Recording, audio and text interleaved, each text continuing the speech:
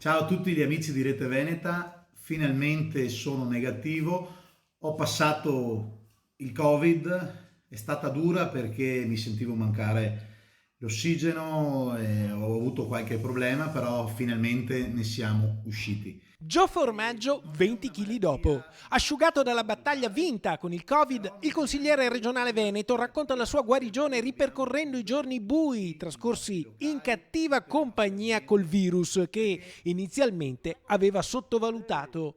Oggi invece sa bene che col Covid bisogna stare in guardia, guai a lasciargli anche il minimo vantaggio. Non è una malattia da sottovalutare, però non è neanche una malattia per cui dobbiamo chiudere tutti i nostri locali, tutte le nostre aziende, perché io stesso non riesco a capire dove l'ho presa.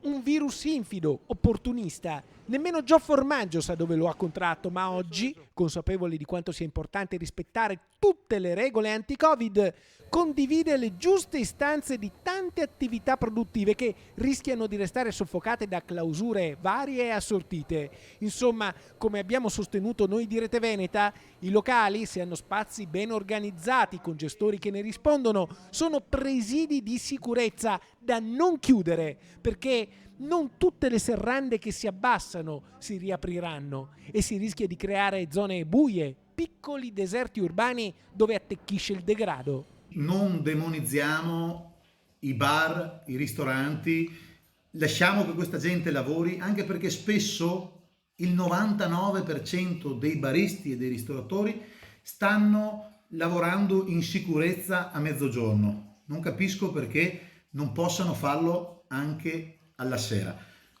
Io ero superficiale all'inizio, questa è una malattia seria, però chi lavora in sicurezza ha diritto di lavorare e di mantenere la propria famiglia.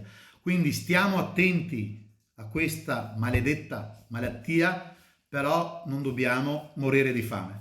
E così oggi, in questo suo ritorno, il consigliere regionale Joe Formaggio, con questo video inviato a tutti i telespettatori di Rete Veneta, lancia un appello al governo nazionale.